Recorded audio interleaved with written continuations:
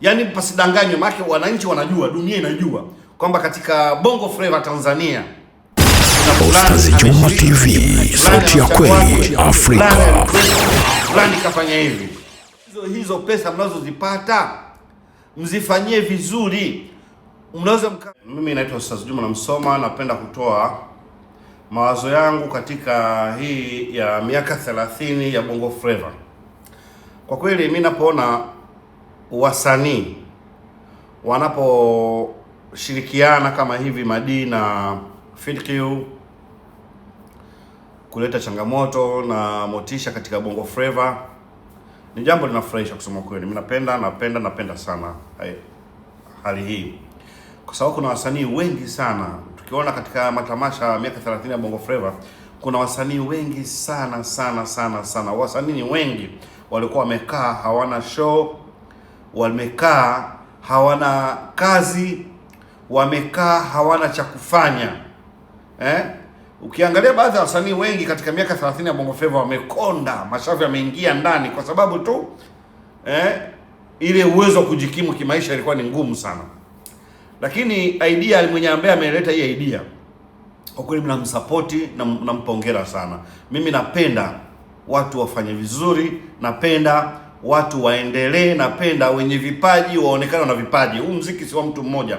Kwa nafikiri baadhi ya watoto ambao wamezaliwa miaka 2000 wameshajua Bongo Flava kwamba imetoka mbali. Waasisi wa Bongo Flava wapo. Waasisi wa Bongo Flava wapo. Kwa lazima Bongo Flava sasa hivi iheshimike. Muziki wa Bongo Flava sasa hivi unatakiwa uheshimike. Na asitokee mtu akawa ndio msemaji wa Bongo Flava kwamba yeye ni nani. Huu muziki una watu wengi jamani. Huu muziki una watu wengi ambao wametia michango yao katika huu muziki. Tukiepo kama sisi, kama mimi Ostaz Juma nimetia mchango mkubwa sana katika muziki wa Bongo Flava. Na katika hiyo miaka 30 ya Bongo Flava kuna baadhi ya wasanii wangu pia wanafanya na wengine watafanya. Na wataimba nyimbo ambazo nimesimamia mimi, nimelipia mimi studio, nimelipia video, nimefanyia promotion. Kwa muziki wa Bongo Flava kama miaka 30 kweli ya Bongo Flava lazima ifate heshima na iwe na ukweli ndani yake. Maki najua Madi anafahamu na mchango mkubwa katika muziki wa Bongo Flava. FIDQ anafahamu na mchango mkubwa katika muziki wa Bongo Flava.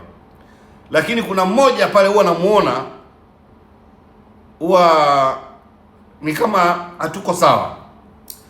Cheni. Sasa huyo ndo ataipoteza heshima, huyo ndo atapotezea heshima ya miaka 30 ya Bongo Flava.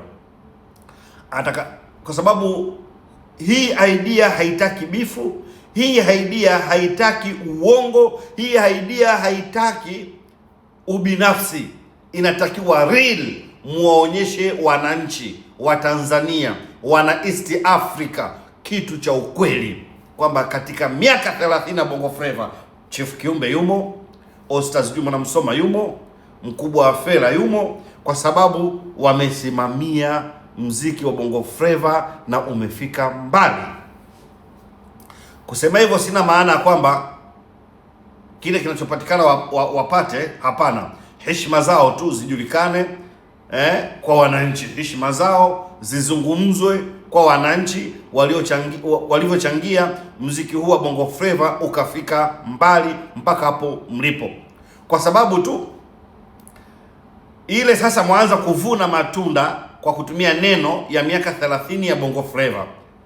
Mwanza kupata matunda, lakini matunda hayo pia kuna mchango wa Ostaz Juma Namsoma, kuna mchango wa Chief Kiumbe, kuna mchango wa Said Fela.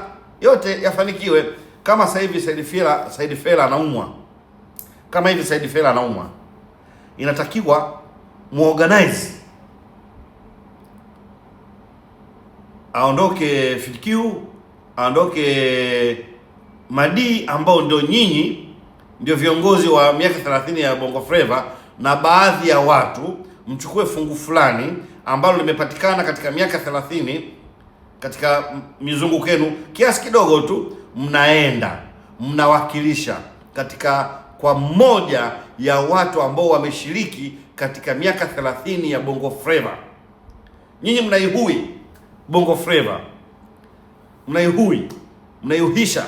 Kwa hiyo ninachopenda kusema ya kwamba iendane na uhalisia, yaani pasidanganywe, maana wananchi wanajua, dunia inajua kwamba katika Bongo Flava Tanzania kuna fulani ameshiriki, fulani ana mchango wake, fulani alikuwepo, fulani kafanya hivi. Kwa hiyo mimi naomba katika uhalisia wa miaka 30 ya Bongo Flava iendane na ukweli, na support sana hii idea. Nimependa sana mwenye idea hii, nimependa sana mnachokifanya. Kwa kweli mmewapa support baadhi ya wasanii ambao walikuwa wame drop, baadhi ya wasanii ambao walikuwa hawajui ni wapi waanzie, ni wapi waende. Kwa ina maana, kwa hiyo mitonyo wanayoipata hiyo wasanii wasanii wa Bongo Flava, nyinyi mnaochukulia wasanii wa zamani, itumieni hiyo mitonyo vizuri, msijisahau. Maana mwanzo mlijisahau, mkadrop, mkawa hamna uwezo wa kujifanyia promotion, mkawa hamna uwezo wa kuingia studio, hamna uwezo wa kufanya video nzuri. Hizo pesa mnazozipata mzifanyie vizuri. Mnaweza mkatoa mziki mpya, wimbo mpya, ukarekodi studio nzuri, ukashuti video nzuri, ukaachia video nzuri, na watu wakaanza kukuvuta katika akili zao na kuona huyu ni katika moja ya wale wa miaka 30. Sasa sio nyinyi mnapewa pesa mnapiga misuba, nyinyi mnapewa pesa mnakunywa pombe, nyinyi mnapewa pesa mademu. Mshaona tena ustaa huo umerudi tena, mnaona ustaa huo umerudi tena, hamtopata chance nyingine. Hii ndio chance pekee ya kuitumia mkafanya maendeleo. Hii ndio chance pekee ya kuitumia mkarekodi nyimbo mpya nzuri. Nyie kina Temba, kina Dully Sax, Juma Nature, kina Inspector Harun. Hii ndio chance, golden chance, itumieni vizuri.